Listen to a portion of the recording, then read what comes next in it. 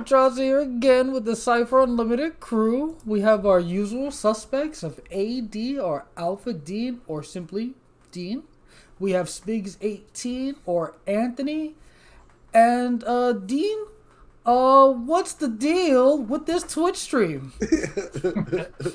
Well, tonight we're going to talk about, I guess it's been hot topic over on the Cypher Unlimited Discord and a few other places, because I actually did a couple of demos today and became another topic. So we're going to talk about ciphers. We're going to talk about ciphers and them as manifest ciphers, as subtle ciphers, how we approach ciphers. We're going to talk about it from all the different genres.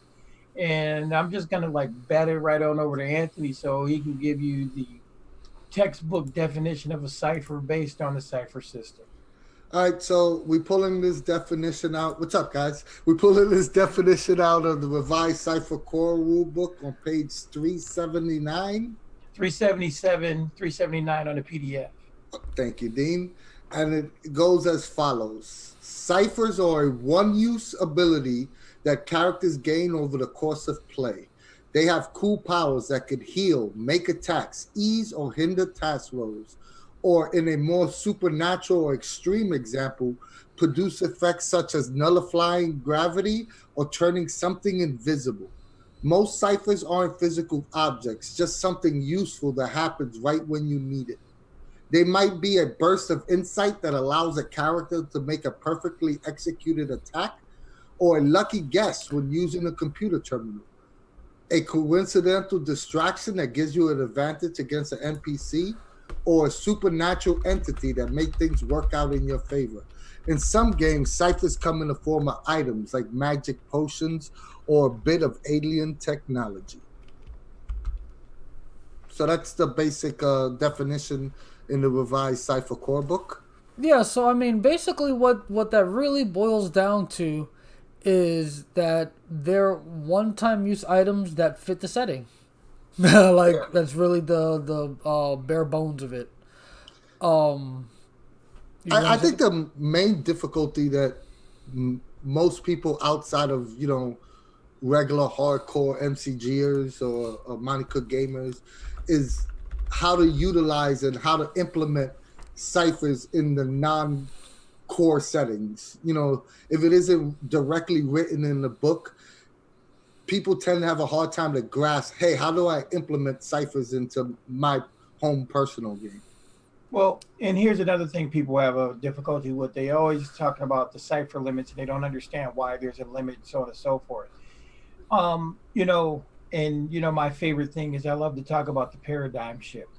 This is just another aspect of that as far as I'm concerned. If you think about other games, they use limits. They use encumbrance. They use, inventory slots, so on and so forth. No matter what it is, there's always a limit to the amount of things that can be carried. So you just take that into account when we're talking about cipher limits. And there are ways to modify that to make it more viable or functional within the setting or within a game. So as we get into it, I'll kind of go over that conceptualization and how I've handled it in various ways. Just how new thought processes come. I mean, I think the easiest way to go about it is first let's go over how Monte Cook Games handles them within their own individual settings, right? To show you that how flexible the whole cipher mechanic is to begin with. And I guess we'll start off with the big daddy of them all, the originator, Numenera.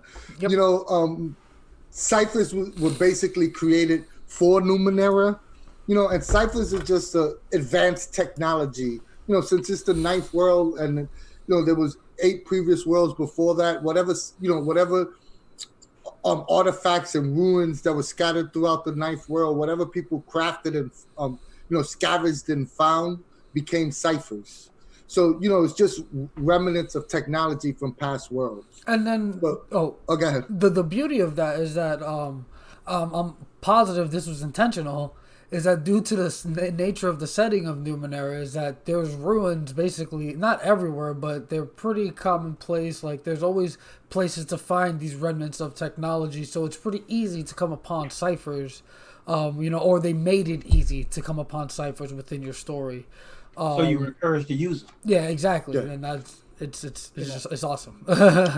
And I mean, I could be wrong, but I think that's when Numenera was designed, it wasn't designed as a universal system. So the whole cipher mechanic was basically designed to fit the Numenera core setting, and then later on when they realized, like I like to say, they came upon some groundbreaking shit. They realized that, if it's called the Cypher System, they have to figure out a way to incorporate it into every other setting. Here's the thing that I was going to address. You said it earlier, and I'm going to say you said flexible. Let's take it a step further and not even say flexible, but let's call it fluid. Cipher should be a fluid concept. It should be, that whole idea of be like water. If you put it in a glass, it's going to conform to the glass. If, you let it, drip over something over time, it's going to deform it, so on and so forth. That fluidity with ciphers, and if you do that with your thought process when approaching them, it makes it easier because it's just that. It's just a tool that is going to allow you to do whatever it is that needs to be done within the setting based on those insightful pieces of equipment or those fluid ciphers. So. Oh, I absolutely agree with you, but I think initially it wasn't designed that way. It was designed just to fit Numenera. Yeah, I mean, I'm not saying that it wasn't. We'll never know. But, I mean, not until we get Monte on here and ask him personally. Exactly. Why don't you tell us how ciphers were handled in the Strange, Dean? Well, ciphers in the Strange, they were, pieces of dark matter themselves. They were the Strange. They were what the Strange is essentially made, of that. And characters in the Strange, player characters were what they call quickened, and these people could immediately tell there was something special about that particular item. They could identify it because it was the same stuff flowing through their veins. So,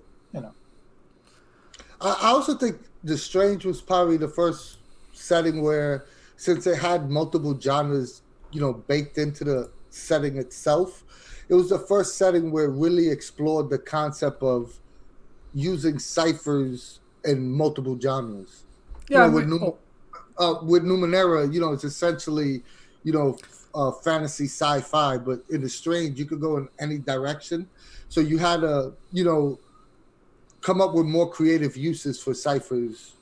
If you were in the or more creative application or implication as opposed to necessarily use. But yeah, I was just gonna say that essentially what I mean, I don't know if you guys feel this way, but I feel like one of you guys had mentioned it in a video previously, but the Strange just felt like Cypher System beta. They were gearing up for that generic system.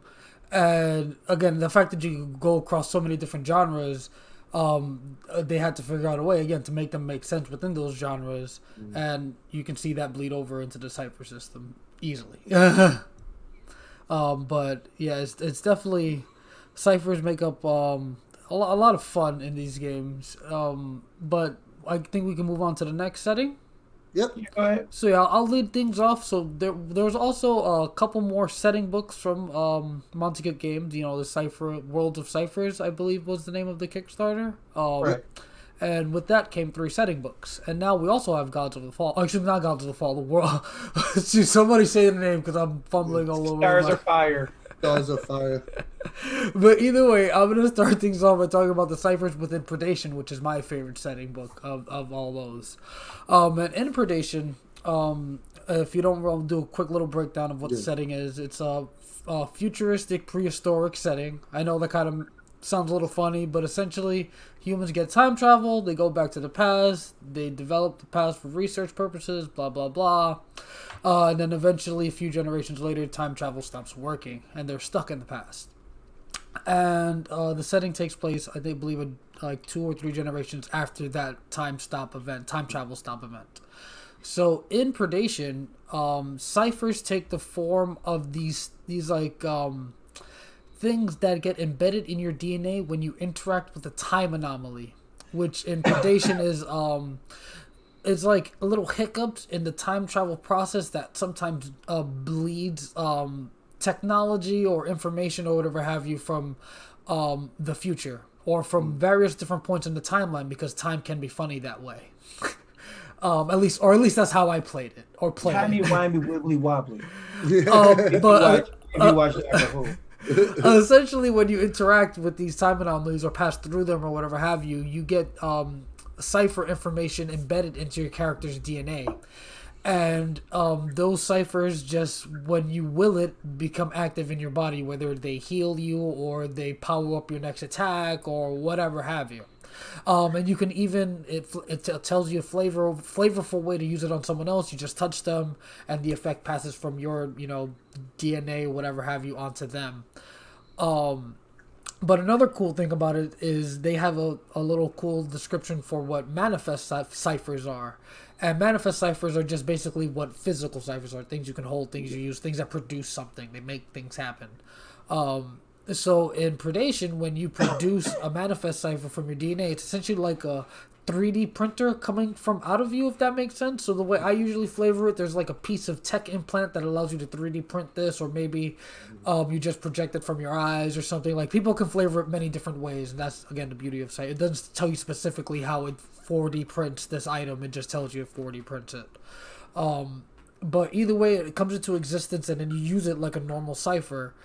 And yeah, that's pretty much the breakdown. Oh yeah, and those manifest ciphers, they're made out of what's called programmable matter, which is, again, I guess, the 4D printing material. And yeah, I think that's the breakdown of ciphers and Predation. I mean, I think that's the perfect example of why ciphers fit into any setting. You just have to come up as a GM, come up with a creative solution of why ciphers will work in the setting. Because, that whole idea of it's embedded into your DNA is ingenious, and it's a perfect way to constantly give out subtle ciphers to your players without having to fully flesh out and explain it all. Mm-hmm. Go ahead, Anthony. I'll take Gods of the Fall. Ciphers. If you guys don't know, Gods of the Fall, it's a setting where the gods have passed away and died. They were from a plane called Elanthar, with the whole plane, the whole godly plane of existence was wiped out, and there were no longer gods, and they start reappearing about 40 years into the setting, the time period of the setting. So ciphers, the way they explained off ciphers were, they're like these crystal shards of divine energy, divine energy that gives players special abilities. Pieces of the old realm. Yeah, pieces of the old realm. Also, since it's a fantasy setting, you could use the basic fantasy tropes, an elixir, magic pendant, a potion, to explain away manifest ciphers as well. Physical ciphers that you want to give one-time use items. Right. It's a pretty straightforward fantasy setting. I think fantasy is probably the easiest outside of Numenera to explain away ciphers. Yeah, I mean, there's just so many different ways to go about it. A magical scroll, a powerful elixir, an incantation you heard from a monk at a temple somewhere. So, and then, like, moving forward, we move into the last of the Worlds of the Cypher System Kickstarter genres, which was Unmasked, the one that I looked forward to the most, superheroes. And the way they did it in there was kind of interesting, because Unmasked isn't a traditional superhero setting. It's more of horror meets supers. There's an underlying evil or manifestation coming forward, and that's kind of what's pushing the envelope. And because it's set in the 80s, it has a very 80s feel to it. So they call them Mementos, And these are things that are infused with this energy that you, as a prodigy, as they call the characters, those who are inspired to create a mask and then take on these superheroic forms when they don their mask. You can see them, and some of them, call to you to become part of your mask. Then other things call to you to become, you know, uh, manifest ciphers. But they can be anything. The other thing, the nice cool thing about it is, though, because it does it that way, it doesn't make a difference if you want it to be something that's gonna give you an inspiration, or some sort of insight, or if it's going to be literally, a manifest cipher. You could get a troll doll, and when you rub its head and throw it, it explodes. It could be just about anything. Just depending on how you want to flavor it. Um, I know for myself, I did the whole memento thing, and when I was running the game, I would have people find them, but then once they found them, the energy would be absorbed into the character. That's how I played it out. That they would literally draw out whatever it is, and then they could just manifest it however necessary. Um, that was one of the things. I think I like the concept of ciphers and unmasked. I just don't like the way it was implemented, if that makes any sense.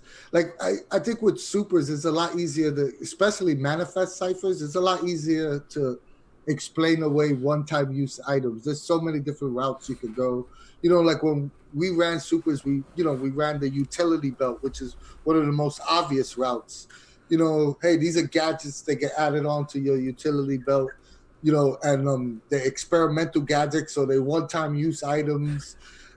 Right. I remember in my teen supers game, I explained it away as it was a teenager that was making these one-time use items, that he was using plutonium to make these gadgets, and you couldn't have too many plutonium type items on your belt, or they'll cause a chain reaction and explode. So that's what explained away why they could only have but so Two much or three, items on their belt. And yeah, that's what I'm saying. Everybody had their own way of explaining it. Like I said, when I had you absorbing it in, you could only absorb so much additional energy. That's why I did it that way. Yeah. Same principle. Yeah. No, I mean, just with the superhero genre in general, you could. I think that's one of the easier genres to explain away ciphers. Oh yeah, most definitely. But I think you had said when you had started your little, I don't want to use the word rant, but your little talk about the mementos and unmasked not being too tech heavy, right? It's not in the book that's much tech, right?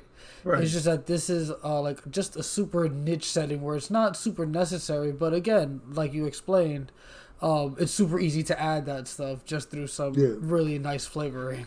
Right. I mean, Dean's example is the perfect example. He took what was in the book and added on to it to even flesh it out even further to make sense for his game. Yeah, for my game, for that particular setting. Now, both were excellent interpretations, or and then the other thing is, like I said, when we talk about supers, a lot of time too with supers, unless you're playing the gadgeteer type character, or if we're doing a low level, more gritty street level type hero game, I go with that. The more subtle cipher. I was using them for the longest. You remember I created intestinal fortitude and, moment of clarity, insight, insight of the ages.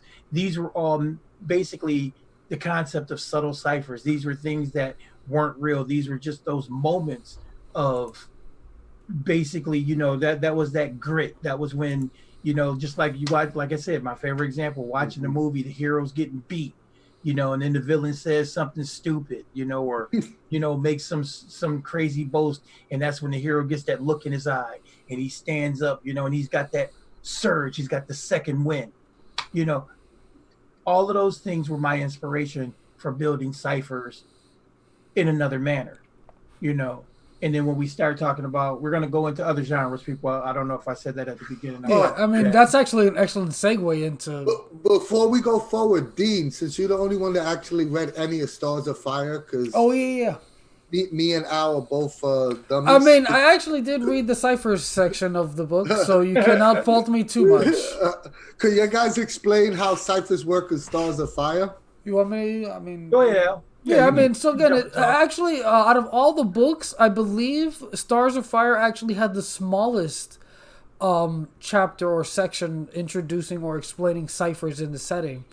And it's basically explained that in the Stars of Fire, it's mostly subtle ciphers that you earn, and they're just earned. Again, it tries to give examples of how you could possibly give out subtle ciphers, through gameplay. And it says it's basically what it boils down to is during your adventure. So when you figure something out, when you take damage, when you trick a bad guy or something, any opportunity where a player either succeeds or fails is an opportunity to grant them a subtle cipher, such as what we explained earlier, some like a flash of inspiration, or maybe you tricked your enemy, so now you want to be more on guard, so you have a subtle cipher of on guard, so you have protection against that stuff. There's a lot of different ways to play with those subtle ciphers, and it says in the book that that's their main source of ciphers. But however, since it is a sci-fi setting, it would be remiss to not mention that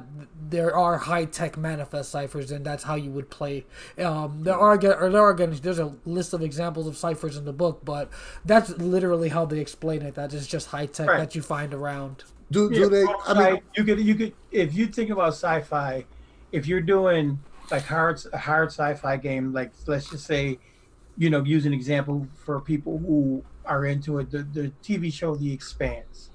You could have manifest ciphers show up as things, like the proto matter. Proto matter has been injected into this particular grenade, and you throw this grenade, and now you got a proto matter blast or something, and you can do that, with the sci-fi game. It's prototype weaponry, our research and development, stuff like that. If you're playing a more fantastical game, then you could say it might be ancient technology, but ancient advanced technology. You know how every game talks about the ancient old ones. They were so far advanced that they transcended this reality and moved on to the next, but their technology is a thing onto magic. So don't get yourself bogged down in don't get yourself bogged down trying to I would say balance it out, because you can just be fluid. I'm just curious, does the Stars of Fire explain away the cipher limit? No, I didn't read it super thoroughly, but I don't recall seeing any. Nothing has ever really explained away the cipher limit. Numenera does, kind of. Numenera absolutely does, and the Strange does as well, because they said it's. Yeah.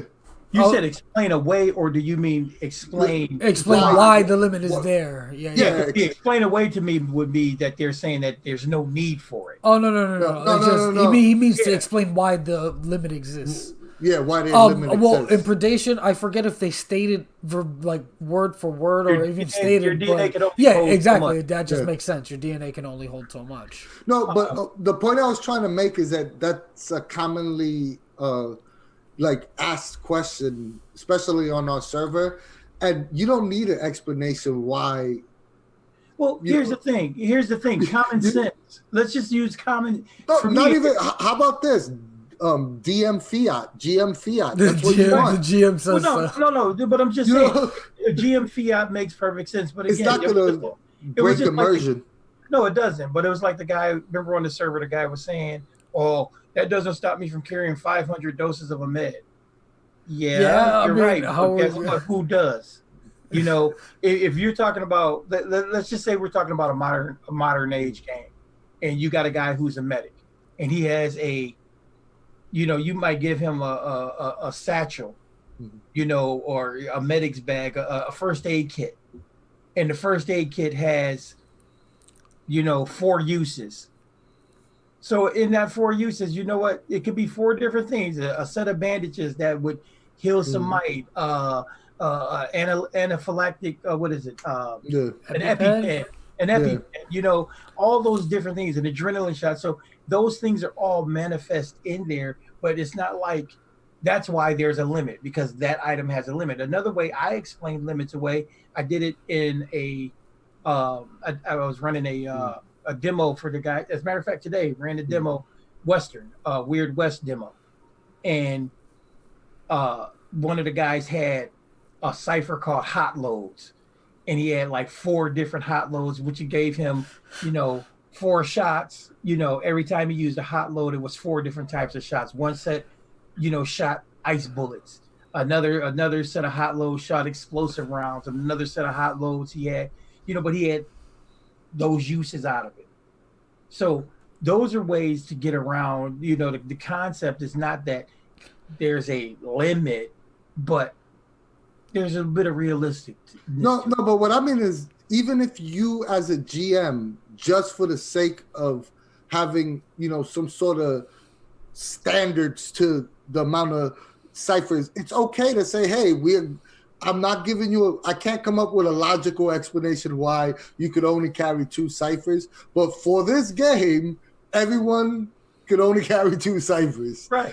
Well, there were so many ways to do it. Just like when it's not gonna break. Let me finish what I'm saying. It's not gonna break anyone's immersion, because you state at the beginning of the game, hey, I want everyone to carry 2 ciphers. If I could play devil's advocate on that one, or the other side of the coin, you could argue that it does break immersion in that when it comes time, I mean, players shouldn't be hoarding these things anyway, but if a player does end up hoarding them and they know that they have that 2 or 3 limit, they're going to be like, wait a second, guys, we need to decide which of these is better to keep. They might end up metagaming within their character, like, which of these might be more beneficial for us to keep on us. I mean, again, it could encourage role-playing, though. Like, I can see both sides of the coins of this side of the coin, if that makes sense. Yeah. But, again, it could, if a player gets too bogged down on those, like, limits, they could get bogged down in their choices of what they might want to keep on them. Yeah, but Cypher at its core is a resource management game. Yeah. That's just another resource you have to manage. Like the same way you have to manage your stat pools is the same way that you will have to manage your ciphers. At its essence, that's what Cypher System is. Right. It's it's about resource management. Yeah. And the other concept is that's the other thing that we have to try to get people to understand. That's part of that paradigm shift. Ciphers, yes, they are one-use items. They are tools, but they replenish. They come back. So if you're using them, you're going to find more. They're gonna happen. What I love about Cypher System, what I love about this whole thing, for me, it's an exercise in making me a more fluid improvisational GM. Because when people use their ciphers or they start using them in creative ways, you know what? Then it triggers a thought process. Okay, what can I give them next? Or what is the next cool thing? Of course you got the random list. Of course you got your decks and all that kind of stuff, which also help. But I think that's part of the problem. It's part of the problem. It's not a problem as to say for a normal GM that not normal. That's not the right way to say it. A GM that's comfortable with improv, but a GM that isn't. They need those tools. They need, and Monte Cook Games actually provides that with you because they provide you with the cipher decks. Well, now they provide you with the decks. They provide you with lists in almost every single book they provide you with charts. Someone like me personally, I'll use the deck in a home game because it's hella cool to pull it out and just hand them out. But online, I'll take the deck, on the pre-prep, and I'll just make a list of 20 ciphers. And when I'm ready to give out ciphers, I just roll them randomly that list. And that way I could just cut it, paste it directly onto a player's sheet. Well, when we ran the Dark Sun adaptation online, on the Discord, that's exactly what we did. We could actually turn ciphers into a wild magic chart. And it was so cool because your ciphers replenished every day. Even if you didn't use them, you'd have something different because the wild magic of Dark Sun would switch up on you. So I found that that was just an easy way to keep ciphers flowing, and it was an easy way also to encourage that use. You know, um, I have a question for both you GMs that I know I was guilty of at one time. Have you ever ran a session and forgot to give out ciphers? yep. I have definitely done that, and I Yep. feel like we had someone mention that earlier in our chat, Mr. Jesus. I don't know if he actually, Oh, I didn't even see that. No, But he mentioned that he's something he's to remember for next time or something. I forget the. Oh, I knew I forgot something in my Cypher game. But again, it's no biggie because I know their ciphers are cool and they can do amazing things with them. But that's the beauty of Cypher System. Even if they're not present, the system still flows so well. It's just that having them is just so they do cool things. So why not have them? You know. Right, and then Marlo from someone from Marlo has just said cipher management becomes huge in a long campaign. Yeah, and it can be. It can become. Hey, Andrew. Or whoever's behind the mic there. Andrew, That's probably Andrew. It's probably Andrew. But I don't make assumptions. when you look at those things, that's the beautiful part about Cypher System. It expands you. Yes, Andrew. It expands you as a GM. So, like I said, I was guilty of it early on. Especially when I first started with Numenera, the idea of, man, this thing is so cool. I don't want to use that right now. When I'm gonna need it. So I found myself holding on to it and never getting to the next cool thing. So, as time has gone on, since 2013. I can honestly say that I've grown leaps and bounds as a GM for Cypher System because I've kind of opened up to the possibilities that the ciphers give me. And I just to piggyback off what you were saying, like about when you were early on playing the system, or I guess Numenera, that you wanted to hoard these cool items because who knows when you might need it in a pinch, right? So I feel like that's left over from one of two things. Like two people can fall under that umbrella, right? I feel like people who played, again, this is an assumption because I'm not one of these people. I don't know, like I didn't play early D&D or anything like that, but weren't items that did super cool things very rare or expensive. Yep. So you of that mindset that, hey, I have this really cool thing, I probably won't ever find anything like this again. I gotta wait until it's the right moment to use it, right? And then, early D&D was definitely, magic was a lot more scarce. It was more similar to how token would sword and sorcery. It was more sword and sorcery. You it wasn't to the later levels where you could poop out a magical wand of fireball. Yeah, and then Jesus beats me to the punch, and that was gonna be my second. The second umbrella of people is video gamers, and very specifically video game RPG players. They'll hold on to that, whatever mega potion or whatever to the very last boss when they now is not when I need this. Like you know how I have a little trick about how to force players to use their ciphers. Give your NPC ciphers and have them use them on your players. That too. Yep. Yeah. It's like, he's using them, I'll get him back. Yeah. Because it is a hard habit to break. You know what I mean? It is a hard habit to break. And I can understand you have this cool thing and you can only use it once. So you're waiting for the perfect time to use it. But sometimes the perfect time will never come. So you got to take the okay time. Exactly. And here's the other thing. I think another way to encourage people to use ciphers is if you're the person who can get to do, maybe, I would say before I ever run a campaign with people, I try to run 3, 4, 5 one-shots. Because in a one-shot, guess what? You're not coming back to these characters. So you kind of, to kind of get people to, okay, boom, I'm going to use it. I'm going to try this, Whenever but even in one shots, people not us, but people subliminally, this is a cool thing. I'm saving it for Endgame. Yeah.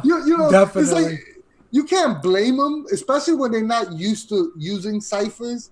It's like I got this cool thing. I'm gonna wait for the perfect moment to use it, and it's just it's just a mindset that you have to develop through playing. Yeah. But there's a lot of tricks that you can, and there's also nothing wrong with saying, "Hey, don't forget your ciphers, guys," because a lot of times they legitimately forget that they have ciphers. And I will say that as a player, I have legitimately forgotten. Hey, wait, I have these things I can use. So there's nothing wrong with saying, "Hey, don't forget you got ciphers."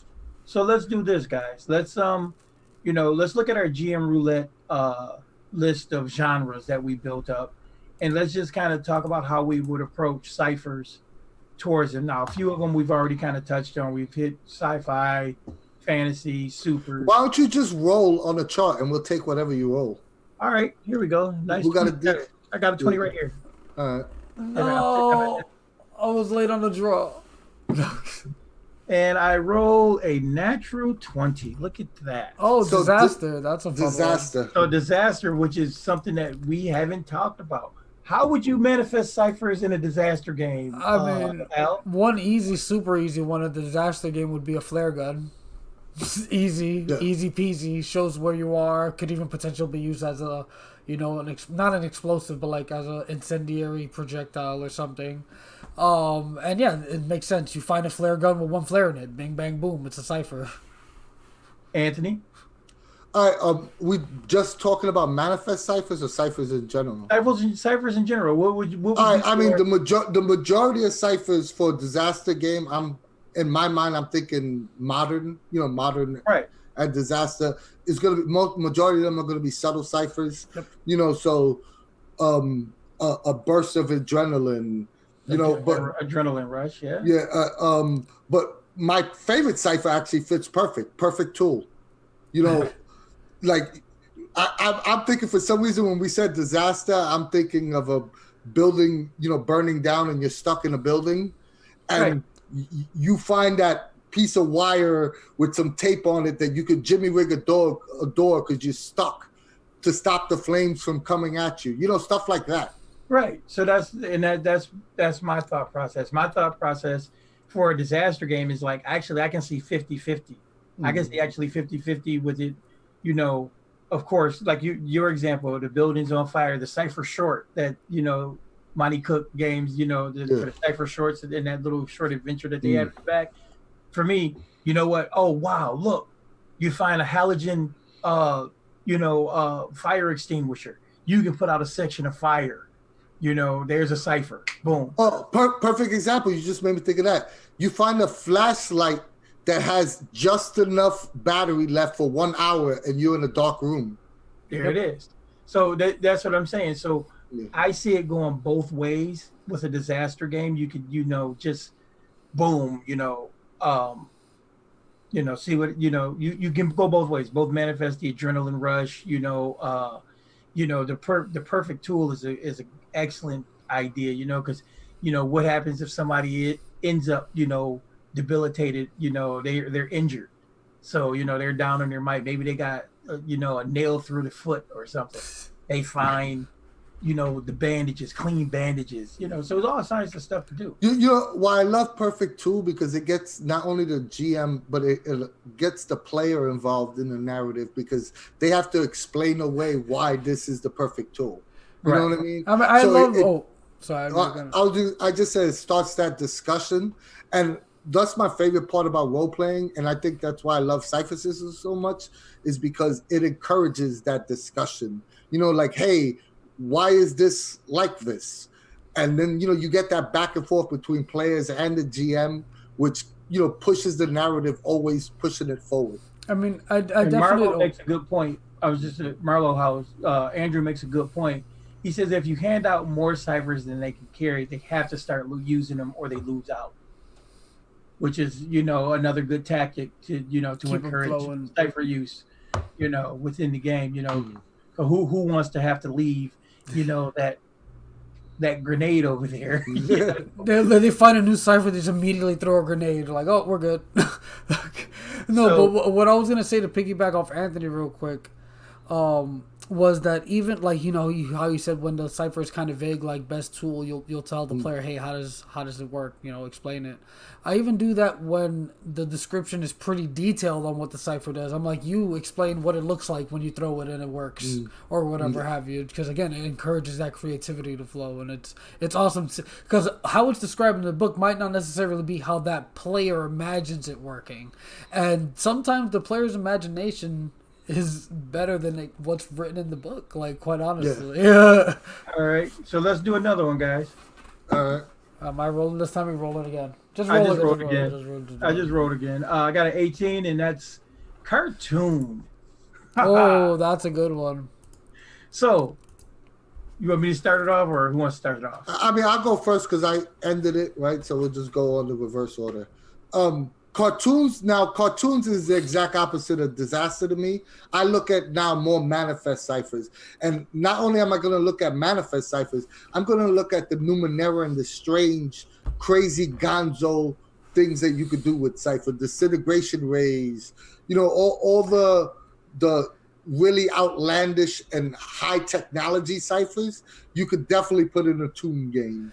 So, I'm looking at that ray that's going to make somebody's head disappear. Exactly. Instead of a disintegration ray, it's a huge pencil with an eraser, and you can erase them. Stuff like that. I won't necessarily lean on subtle ciphers or assets. Strictly manifest ciphers for this kind of setting. And I'm just laughing about what Andrew or Marlowe House was saying was Acme in all caps, and that's exactly it. You think of whenever you think of ciphers or something like that in a cartoon setting, it's just Acme. Like you see a character filling out that mail order form, and they send it out, and they wait. They look at their clock. It should have been here in 15 seconds. It's been 20. And then they get it. And there's so many fun ways to go about playing with those. That's a great point. Even with cartoons, you don't have to explain away ciphers because they just appear. Like you running, and then there's a parachute. It's what on it, your name. Yeah. It could be anything in cartoons. It's a beauty. Love grandma. It could even be like you could even. Mallet. You could also have like you could say like within your narrative, you see a realistic human hand come down with a giant pencil and scribble something real fast and leaves, and you find this thing on the floor, and it just drew your cipher for you. Like. Right. So you could actually have so much fun. Now I want to play a tune game. I do have an idea for a Roger Rabbit style game, but I don't know if I'm ready to run that yet. Whenever you guys want to do it, I'm down. I got to run it, or I'm playing. Yeah. But no, I'm just saying because I see it that way too. Because a lot of times, like with a tune game, I would just take like you said, like the ciphers and just turn them completely gonzo anyway. Like, just looking at the cipher list right now, there's one that says far sight, so, you can see that he puts on these glasses and then his eyes go, so, and he's looking around corners and stuff like that. But, again, you would say that you would focus on manifest ciphers, but no, I wouldn't say. No. Anthony said that. I would absolutely focus on manifest. That's not to say that you can't have a lot of fun with subtle ciphers in the setting too. I'm just bringing it up because we haven't mentioned it. I'm not implying that, but I just think it's important for the listeners to know that some settings just work better. Oh yeah, definitely. With the other type of cipher, because I think that's the main problem with the mindset that I get from hearing people's complaints is you don't have to use all types of ciphers in your game. Yeah, it could be one or the other. It could be one or the other. It could be both. It could be neither, and you just using the asset deck. So, I mean, in I think that's what I was trying to get to when I was saying you need to be fluid. You need to step outside of the normal game process, the normal gaming process, the inventory person checking off the list. You need to be more, like we said, the resource management. Because yes, I've got a cool cipher, but guess what? There's something else cool out there, and I know I'm going to get something else. I know I'm going to find something else. I know I'm going to manifest something else. However you want to do it, So let's Wait. Before we move on, again, since we are talking ciphers and whatnot, right? So a subtle cipher in a cartoon setting could be something like rubber body, like, you know, they have a stretchy limb or something. It could be something like lighter than air, where they're able to walk past the ledge, and as long as they don't look down, they'll stay floating. Like, there's a lot of fun things to play with it. You see, like what you said right there. But you can also flavor them as manifests too. Yeah, both of those, like you said, lighter than air. I immediately thought a carbonated drink that gives you gas and you just shoot across. You know, I played a lot of tunes. No, but I'm just saying you can flavor the same thing different ways too, which is awesome. It could be manifest. It could same effect. But what he's saying, and that's what I'm saying. I get what Al's saying, because it was just like, you know, I played a lot of Toon. I also played a lot of Teenagers from Outer Space.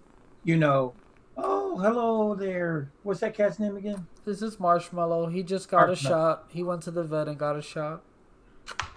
He's a sweet boy. Yeah. So he just got a cipher injected in his thigh. Yeah. It helps him be resistant to some diseases. But you know, get that, like I said, playing like Teenagers from Outer Space. You know, I actually had a character. You know, he had an ability called Ultimate Cool. You know, so everything he did, it had to be cool. You know, so for him, one of the things would have been like a manifest cipher. Like I could see or a subtle cipher. You know, like I had him in one scene in the game. You know, we were playing football and he got hit. Finally, he got hit because he could never even. So he had to do it cool. So he fell in slow motion. You know, I mean, just stuff like that. You know, so was that a one-time use item, or was it ability that he had, like falling in slow motion? Well, no, the falling in slow motion was just a one-time thing that came up. You know, because he had ultimate cool. And it was like, how am I going to manifest this cool? I just got I got plastered, you know. So, you know, I failed the roll and everything. I'm like, wait, let me roll my ultimate cool, you know. And, I was just going to say, I mean, you could go ahead, Al. Yeah, I was just going to say, before we move on, completely move on from Toon, let me interject one last time with, because you had mentioned what your favorite cipher was in application to the previous genre. Yeah. So in this genre would be a perfect setting for my favorite cipher, which is Instant Servant. And there's so many different ways you can go about doing that in a Toon, like a little genie in a bottle, or like you draw a little like person that pops up from the paper, and now it's, you know, it's an Instant Servant. But again, that's one of my favorite ciphers, and this is a perfect genre for it. Yeah, maybe think of remember the Bugs Bunny with the genie. Yeah. Left turn at Albuquerque. What I was gonna talk about is Dean just made me think of something. So when you're crafting an original cipher, because that's essentially what Dean was talking about. When you're crafting an original cipher, like, what's the process? What do you think about? You know, honestly, a lot of times it's the genre that I'm playing in is what is my inspiration. So, let's do it the easiest way to do it, because you're asking that question. The easiest way to do it is to get our next genre. And we'll craft 3 original ciphers to fit that genre. Works for me. Let Al roll because he's been feeding the roll, Dean. Go ahead, roll. You didn't see his sad face when he rolled the second time. Let me roll. I just have dice sitting in front of me. Of course you get the reroll. I got 18. Let me roll again. All right, 2. Oh, supers. You want to talk about supers? All right, because we talked about supers earlier. But we already talked about supers. Yeah, roll something else. Roll again. Right. Yeah, roll again. We talked about supers. I mean, it didn't matter, but. All right, 8. Modern Intrigue. Modern Intrigue, yes. That's a good one. Okay, yeah, that's cool.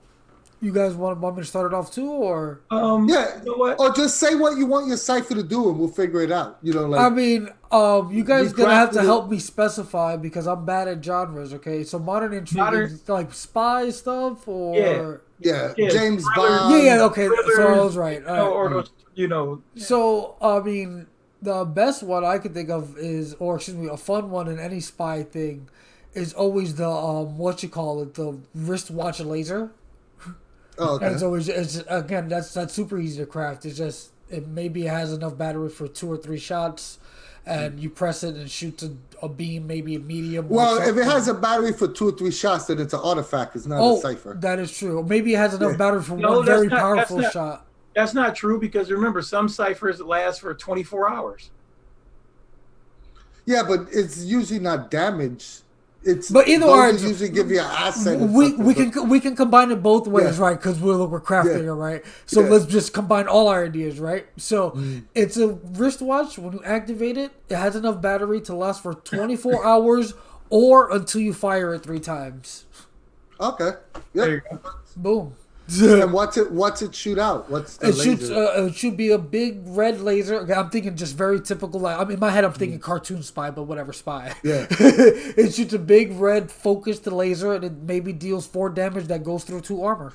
I'm just asking the question: is it something that it's meant to damage, or it's meant to cut steel, like to break through the walls? I mean, that again, the beauty of ciphers is, and I believe it's mentioned in books, that you can choose alternate ways to apply a certain cipher. So let's say we just rules, quote unquote, rules as written, wrote that the beam was just a 4 damage beam, like it goes through armor or whatever, however many armor, doesn't matter. Yeah. But a creative player could tell their GM, hey, what if I actually just focused it on a piece of steel?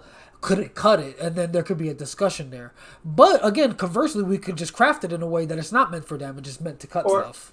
Or like you were saying, you said it's 24-hour charge or 3 shots. Or, so the 3 shots could be literally, like you said, 3 beams. Bing, bing, bing. They do 4 damage, right? Or you could say, I'm thinking about being a player. You know what? I'm going to give up all 4 or all 3 of my shots because I need to cut us a door. So it does 12 points. Yeah, I need a sustained beam. You know, and that makes sense. That's a way. That's just a way of, again, we're talking about creative uses. Anthony, for modern intrigue, I immediately, which is funny, but I was thinking of Anchorman. You remember when he had the perfume? Smells like Bigfoot. Yeah. I'm not gonna finish that, but we're gonna give it a benefit. Like I'm gonna say it's like a cologne that gives you the enthrall ability on the opposite sex. So you could convince somebody any level below, whatever their level is below the cipher level, and you can have them fall in love with you for a period of time, or be enthralled with you. So it's that it's that if you're playing that spy character that uses charisma, you have to be suave. And the suave and their charm. So it's a cipher, and it's also a cipher for that homely, the person that's the exact opposite. He could get the she's the grease monkey character, but she's gonna get the Fabio hunk to fall in love with her for the next 24 hours. Oh no! If I were gonna do one, I'd probably go with the classic, disposable or a blade of armor. He hits a button on his jacket, and his jacket clink, clink, clink, clink, and it's armor, but it's only good for 1 or 2 shots. Because it's ablative, but one of those type deals.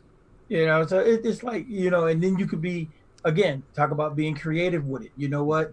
It's armor, right? It stiffens up however you want to play it out. But he could use it as a barrier to wedge behind a door so they can get away.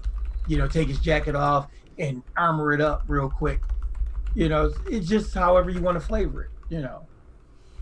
I mean, that's a perfect example. It took us 5 minutes to create 3 ciphers for a setting we just heard about 2 minutes before that. And maybe we don't have the actual mechanics down perfect, but the basic general idea of the ciphers didn't take us long to come up with. I mean, and that's the beauty of, again, Cypher System and ciphers as a whole, because again, in other games, you might have to worry about balance issues or whatever have you when you're giving a player something so powerful, because most of the time, again, I mean, I actually, it's hard for me to say that because I haven't played many systems, but I feel like most of the time those things have ways of sticking around and just the fact that they go away, you don't have to worry about them again. Really, again, even if it's broken, it's only gonna happen once. Once, exactly, yeah. So even if you make something crazy, it's only gonna affect something once, and that's it. Whereas in another game, they might have access to it more than that once. But again, it depends on the game and whatever have you. I forgot the name of the cipher, which I always put in the game, and then sometimes I regret the one that gives the player a natural 20 on. Oh, I love that one. I forget what it's called too. Yeah. But even if you give it to, it only happens once. But that's a fun one, though. That's a really fun one. And it's one that people tend to use often. And that's one that you should be hoarding for the perfect moment. Well, there's so many of them that like that because I've made the mistake of putting time dilation in the game. As a cipher, and you kind of live to regret it because it's like the person, like you said, they hold on to it. Boom, here's something. There's one last thing I want to talk about that I don't think we touched on. Like certain genres like romance or, which is one of them. If you're doing a straight modern game that has no supernatural elements, it's straight Clerks. It's just a straight story. There's nothing wrong with just using the asset deck as your ciphers. Yep. Right. It's the give you an asset on interaction rolls. It'll give you a asset on might defense. So, just basic mechanical improvements that you could use one time. And, every setting doesn't need like these extraordinary abilities to utilize the cipher mechanic in your game. Yep. And again, it encourages, especially if you use the asset deck. I mean, I believe the asset deck does tell you a brief little like rainy day or like whatever is causing the circumstance. But again, it's usually vague enough that the player could just dictate how it happened or whatever have you. And again, it, like we said previously, encourages that creativity to flow. And I think also that, which I tend to fall victim of, you're supposed to use.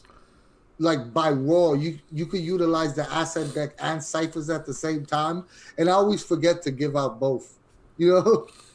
Well, you know what? I know I've done it both. I've done it before, just not. I've done it both. I've done it both ways.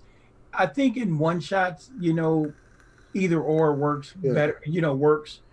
If I'm going to run a longer campaign, then of course I'll use both of them because, like, even with the asset deck, I've taken the asset deck. And like Al was saying, like if I say it's a rainy day that caused this, well, I've even played it where, I had I was a player character in the guy's game and had an asset. And I think it did say something about a rainy day. Well, what I did was I played it like it was all in my mind. Like I had a dark cloud over my head, just to make it completely personalized, So there's so many ways. And I guess in closing, I'm gonna steal from, another person that I love, Bruce Lee, as he always told us, be like water, be like water, my friend. Stay fluid, and if you stay fluid when you're playing Cypher System, if you find your amorphous state, where you can conform, expand, contract, I think your kung fu will be good and your games will be excellent. That's definitely an excellent closing thought, but I just have to say thank you for reminding me about the asset deck and using them in, with ciphers, like, side by side, because that should come in handy for my home campaign, because I did forget about them as well. I love the asset deck. It's awesome, I completely forgot. If my deck box is like, wherever it is, I don't see it. I'll be totally honest. When I run my 1970s gang game, the Warriors, I only use the asset deck. I don't even use the subtle cipher deck because it just makes sense. Real quick, let me answer Jesus. Brilliant Loser is asking us about what about martial arts games? That's easy. Oh, dude, certain moves, right? I mean, I've never played a kung fu game, but well, I mean, you can have it could be a certain move. You can think about it kind of like certain state of mind, right? I actually created ciphers for a martial arts game, right? I'll give you. Okay, dude, you can say what you're gonna say. I was just gonna give the examples I use. Hey, Seuss, I created incense. I used incense as a cipher to create an ability. I used tattoo, the outline of a tattoo that someone that was a one-time use, like a henna tattoo that they put on. They gave them a certain ability. Once the tattoo wore off, they lost the ability. I used a drum as another cipher that someone, when they banged this drum, it created a music, and it gave them an inspiration to do it. So I don't remember the exact abilities, but I could show you offline if you want to see. And we actually going to stream that game again because we use Dean's foci for that game, and I want to stream that so we can see. But I created a lot of original ciphers. Can I be a player this time? Yes. Absolutely. No, but that's why I thought it was perfect to stream, because neither one of you two guys played. And here's the other thing, for Kung Fu games, just like Anthony, I've done stuff like that. Improvised weapon. Yeah. I've done, if he's put a Drunken Master cipher. That's going to be me. I'm going to be the Drunken Master. We had a Drunken Master character. Oh, is that a pre-gen? I want it. That's the pre-gen I want. I actually created the flavors for Drunken. Yeah, I gave Dean a list of like 10 flavors. He hit me back like 24 hours later. I got a whole list of stuff. I'm gonna finish that supplement, people. It's gonna be out, I promise you.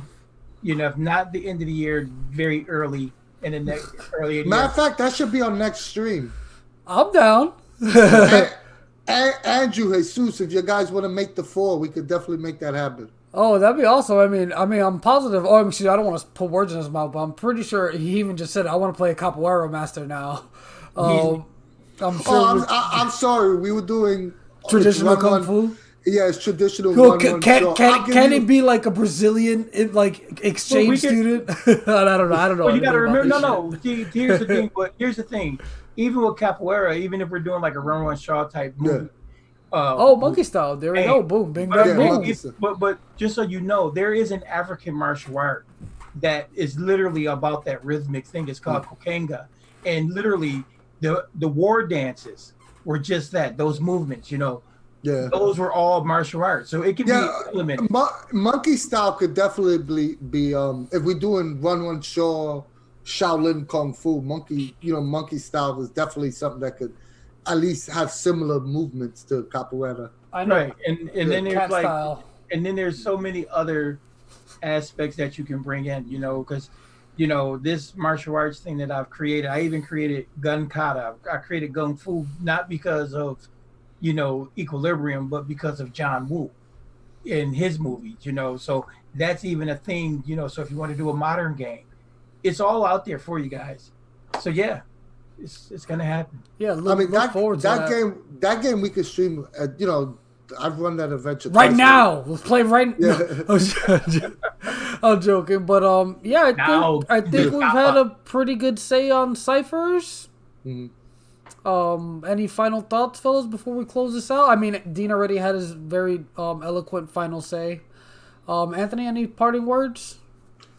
I'll just use the advice that Dean wrote about a year ago when we first started discusses ciphers, and I still think that's the best explanation I ever heard somebody say. Subtle ciphers are like that moment in a movie or on a TV show when they get that sudden inspiration to do when an ordinary person could do the extraordinary, and that's how you explain away subtle ciphers.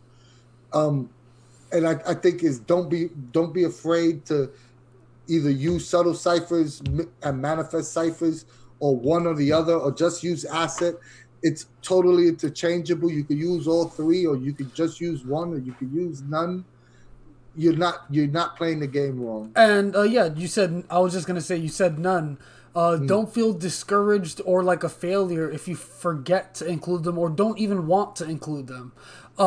They are, again, they're super fun to play around with, but it's not essential. Like, again, they are super fun. Don't get me wrong. It's amazing. You should include them at every possible moment you can. But if you find yourself uncomfortable for whatever reason, don't let that kind of dissuade you from trying Cypher System, because even without them, it's still an awesome system. Here's the other thing. it's what I've been saying from the beginning. Me, you know, and I'm gonna harp on it forever. It's a paradigm shift. You use ciphers all the time. You just don't call them ciphers, and that's what people don't realize. So it's your game. Do it. Yeah, I think that's pretty good way to sign us off here. Thank you guys so much for watching, everybody out there, and everyone who may rewatch this on YouTube. Be sure to follow if you haven't yet. We're on the way to affiliate. Should be hitting that just after the stream, hopefully. Fingers crossed. We might have to do another day of streaming, but it was awesome to get there so quickly, and we couldn't have done that without the help of all of you. Yeah, if you're watching this on YouTube, be sure to like, share, subscribe. Share the video out. Leave a comment down below. Let us know some of your favorite ciphers that you've seen in games, or just a cool cipher that you want to share that you made up. We love seeing that stuff. Always nice to see that inspiration and creativity flowing. Yeah. So I think we can close. Any other last words, guys? Nope. I think you nailed it in the head. You need to go ahead and give them our standard goodbye. And so again, thank you guys so much. And from us at the CU, we will see you later. Bye, guys. Night.